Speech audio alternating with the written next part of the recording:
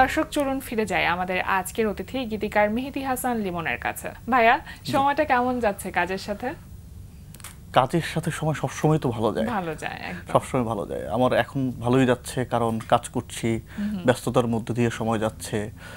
আর গানটাকে যেহেতু ভালোবাসি, গানের মধ্যে থাকলে তো আরো বেশি ভালো লাগে।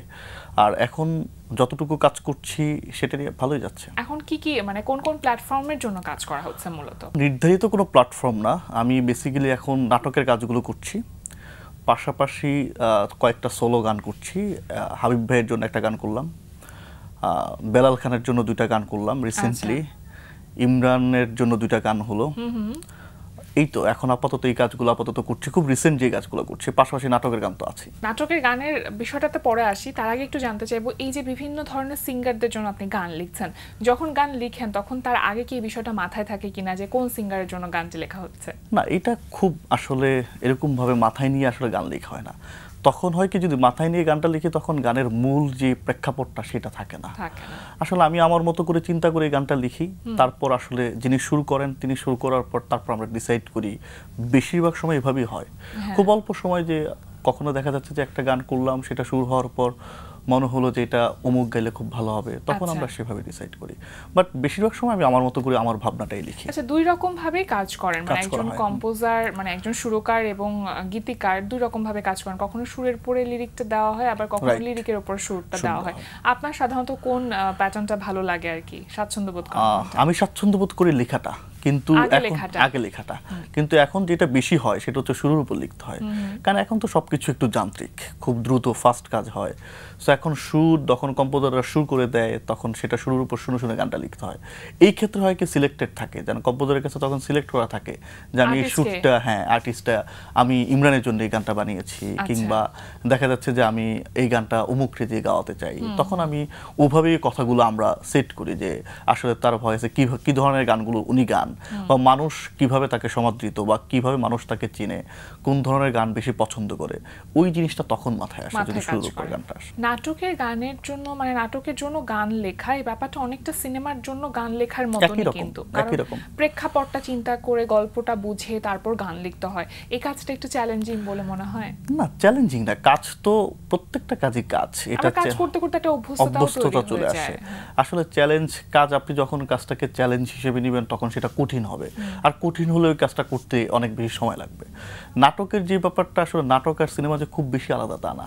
আসলে দেখা যাচ্ছে নাটকের স্ক্রিনটা ছোট, সিনেমার স্ক্রিনটা একটু বড়, লেন্থটা একটু কম একটু বেশি, কিন্তু দুটোই কিন্তু একটা গল্প।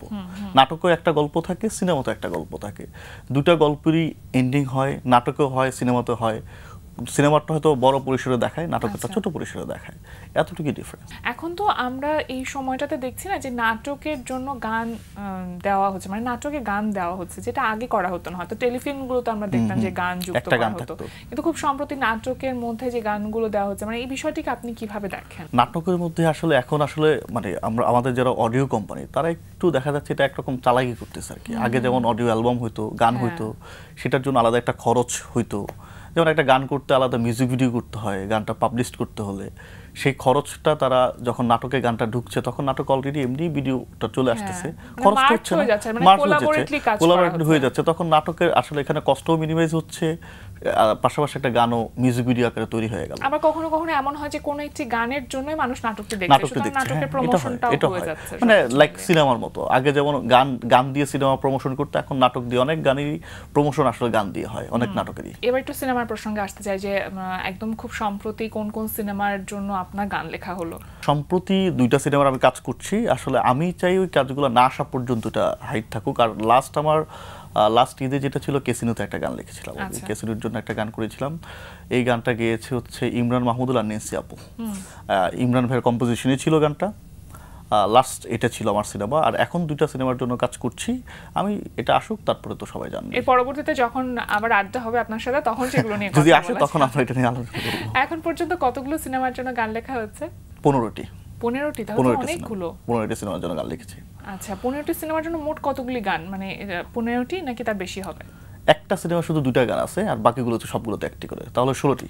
গান লিখবার একটা ধরন আছে না, একটা গ্রামার আছে, সেটা আপনি কিভাবে বা কার কাছ থেকে শিখেছেন? গ্রামারটা আসলে আমার হাতে কলমে কখনোই শেখা হয় নাই, আমি গান শুনতে শুনতে শিখেছি। আচ্ছা। আর যখন দেখা যাচ্ছে আমি এখনো শিখছি, আমি যখন এখন গান করছি আমার অলমোস্ট প্রায় 350-এর মতো গান রিলিজড হয়েছে। তো তার মধ্যে দেখা যাচ্ছে অনেক সময় গান এখনো যখন লিখছি তখন মনে হচ্ছে যে এই জায়গাটা ইমপ্রুভমেন্ট করা দরকার। যে গ্রামারটার কথা আপনি বললেন, গ্রামারটা বেসিক্যালি সুরের ক্ষেত্রে প্রয়োজন হয়, যেহেতু কবিতা তো আসলে খুব স্বাধীনভাবে লেখা যায়, গানের ক্ষেত্রে আসলে যেহেতু সুর করতে হয়, একটা মিউজিকের ফ্রেম লাইনে এটাকে আটকে দিতে হয়, সেহেতু এটার মধ্যে গ্রামার মেনটেন করতে হয়। তো এইটা আসলে আমার কখনোই হাতে কলমে শেখা হয় না, শুনতে শুনতে পুরো বিষয়টা আমি রপ্ত করেছি শুনতে শুনতে, গান শুনতে শুনতে এটা আমার, বা এখন লিখতে লিখতে হতে হতে সেই 2011 থেকে আজকে পর্যন্ত হয়ে গেছে আস্তে আস্তে। আপনি তো একজন গীতিকার, কিন্তু পাশাপাশি আপনি আবার চাকরি করছেন, মানে পেশাগত জায়গাটা আলাদা, তো দুটো সমন্বয় করাটা একটু কঠিন বলে মনে হয়? কঠিন, বাট আপনার অসম্ভব না। মানে কেন অসম্ভব না, কারণ আপনি যে জিনিসটাকে আপনি ভালোবাসেন বা যে জিনিসটাকে আপনি ভিতরে ধারণ করেন, কাজটা করে আনন্দ লাগে। যেমন আমি আমার জবের পাশাপাশি ওখানে একটা অনেক বড় একটা দায়িত্ব আমি, বাট ওইটার পাশাপাশি দেখা যাচ্ছে দিন শেষে যখন আমি সবকিছু বাদ দিয়ে এটার মধ্যে আসি তখন আমি একটা আত্মতৃপ্তি খুঁজে পাই, ভালো লাগা কাজ করে যে হ্যাঁ সবকিছুর পর আসলে এটা একটা আমার কাছে মনে হয় একটা টনিক এই টাইপের, যে আমার স্ট্রেচটা আমি ভুলে যাচ্ছি দিন শেষে এই গানের মাধ্যমে নিজেকে রিল্যাক্স লাগছে। সাধারণত যেহেতু সারাদিন আপনি ব্যস্ত থাকেন, সুতরাং গান লিখবার কোনো নির্ধারিত সময় আছে কিনা আপনার? আমার গান লেখার কখনো, গান আমার কাছে মনে হয় মানে সৃজনশীল কিছুই নির্ধারিত করে হয় না, এটা হুটহাট। দেখা যাচ্ছে যে নির্ধারিত তখনই হয়, কিছুক্ষণ আগে আমরা যে প্রসঙ্গটা বললাম, যেমন ধরেন কখনো কোনো আর্টিস্ট বললো যে আমার একটা গান লাগবে, এই প্রেক্ষাপটে আমরা বসলাম টাইম লাইনের মধ্যে, যেমন নাটকের গানগুলো হয় যে আমরা বসে গল্পটা শুনলাম, এই টাইপের একটা গান আমার এই প্লটের মধ্যে লাগবে। নাটকের গানগুলো এখন খুব তাড়াহুড়া করে হয়, যেমন নাটক 3 দিন পরে অনিয়ার, আজকে বলতেছে যে গানটা আমি করে গানটা জাস্ট লাগাবো, কারণ ওরা তো শুটিংটা শেষ করে দেন গানটার মধ্যে আসে। যারা গান লিখে তারা অনেক বই পড়ে, কিংবা কবিতার বই বিশেষ করে অনেক পড়া হয়, অনেক পড়তে হয়। হ্যাঁ, আপনার ক্ষেত্রে আসলে ব্যাপারটা কেমন? আপনি ওই চর্চাটা কিভাবে করেন? হ্যাঁ, ওই চর্চাটা করতে হয়, না করলে তো আপনি জানবেন না, লিখতে পারবেন না, নতুন শব্দ আসবে না। আমি তো দেখা যাচ্ছে নতুন উপলব্ধি আসবে, হ্যাঁ আসবে না, কখনোই আসবে না। উপলব্ধি তো যেমন আমি আপনাকে দেখলাম, আপনার থেকে একটা উপলব্ধি আমার আসে, অন্য একজন মানুষ দেখলাম তার থেকে একটা উপলব্ধি আসে। যেমন সাধারণত সব মানুষই কিন্তু উপলব্ধিটা নেয় যে কোনো মানুষের সাথে কথা বললেই, কিন্তু যারা লিখে বা যারা কবিতা লিখে বা গান লিখে গল্প লিখে তারা সেখান থেকে গল্পটা কালেক্ট করে নেয়। এটা আমিও করি, যে আমি ধরেন আমার একটা ইন্টারেস্টিং, আমি এখন পর্যন্ত আমি যদি রাস্তায় একটা মুড়িও খাই, ওই ঠোঙার মধ্যেও লেখা থাকলে আমি সেটা পড়ি। এখনো আমি দেখা যাচ্ছে ক্লাস 6, 7, 8-এর নিয়মিত বই, বাংলা বইগুলো নিয়ে আসি কালেক্ট করে, ওখান থেকে কবিতাগুলো পড়ি, শব্দ কালেক্ট করার চেষ্টা করি। গান হচ্ছে জীবনের গল্পগুলোই বলে, কিন্তু জীবনের গল্পগুলো বলবার ধরন যেটা, সেটা পরিবর্তন হয়েছে। 90 দশকে একরকম গান আমরা শুনেছি, 80 দশকের গানগুলো একরকম ছিল, এখনকার সময়ের গানগুলো আর এক রকম, বা নতুন প্রজন্ম যে ধরনের গান হয়তো শুনতে চাচ্ছে সেই ধরনের গান নির্মাণ করা হচ্ছে। তো সেই পরিবর্তনটা একজন গীতিকারের জায়গা থেকে আপনি কিভাবে দেখেন? কারণ গান তো শুনেছেন প্রচুর। পরিবর্তন তো হবেই, আপনি ধরেন পৃথিবী সবসময় পরিবর্তনশীল, তবে আমার কাছে পরিবর্তনটা আপনি দেখবেন মানুষ সবসময় ডিরেক্ট কথাবার্তা পছন্দ করে, যে কোনো মানুষ সহজ সাবলীল, যেটা আপনারও ভাষা আমারও ভাষা।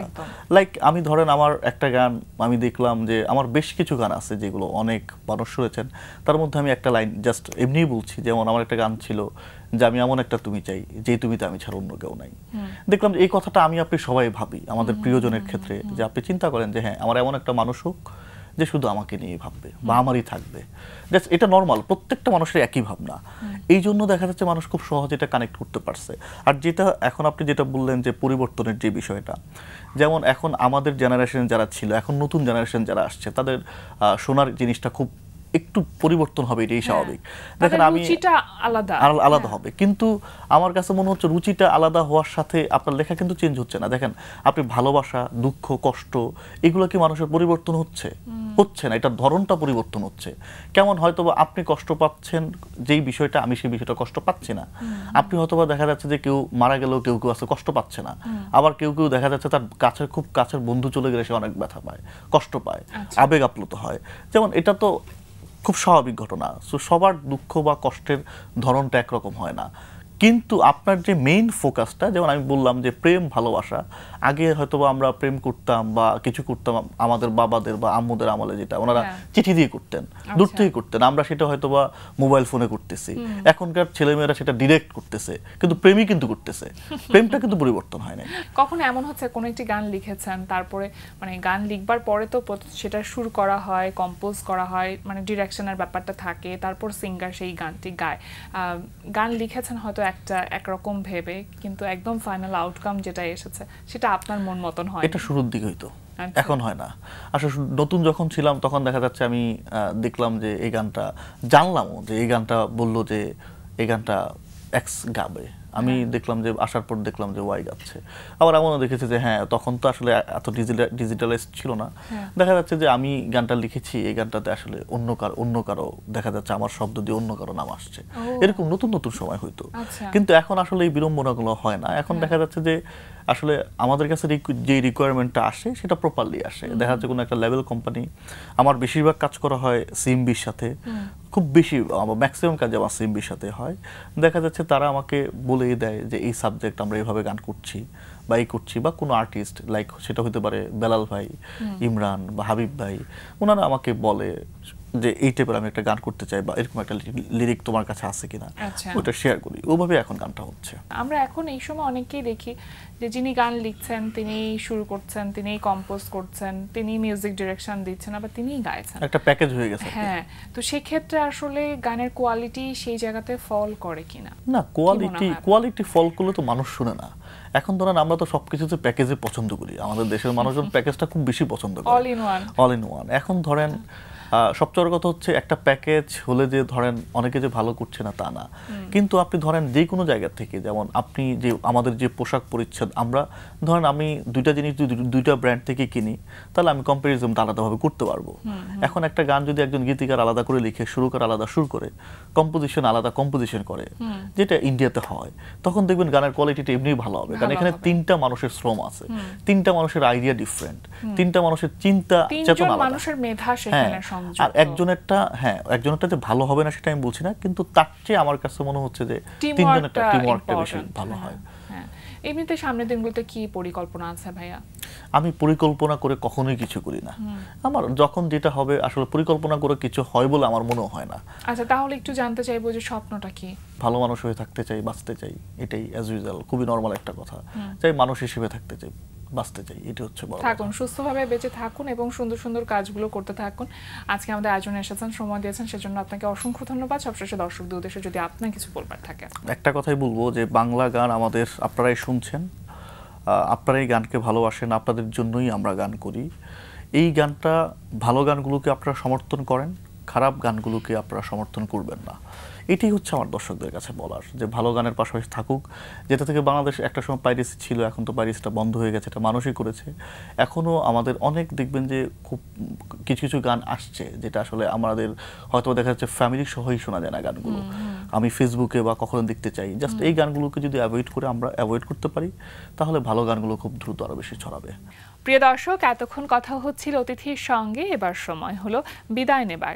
আমাদের অনুষ্ঠান সম্পর্কে আপনার যে কোনো মতামত ও পরামর্শ জানাতে লিখুন এই ঠিকানায়। প্রযোজক দিন প্রতিদিন, Banglavision, Noor tower, ১১০ Bir Uttam C R. Dutta road, Dhaka ১২০৫।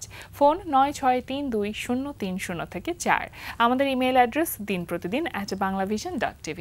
মার্কিন ব্যবসায়ী লুইস বিউলের একটি উক্তি বলে বিদায় নেব আজ। তিনি বলেছেন, প্রতিবেশীকে ভালোবাসুন, কিন্তু তার আগে ভালো প্রতিবেশী খুঁজে নিন। প্রিয় দর্শক, সবাই ভালো থাকুন, সুস্থ সুন্দর থাকুন। আজ সারাদিন সবার জন্য শুভ ও কল্যাণময় হোক।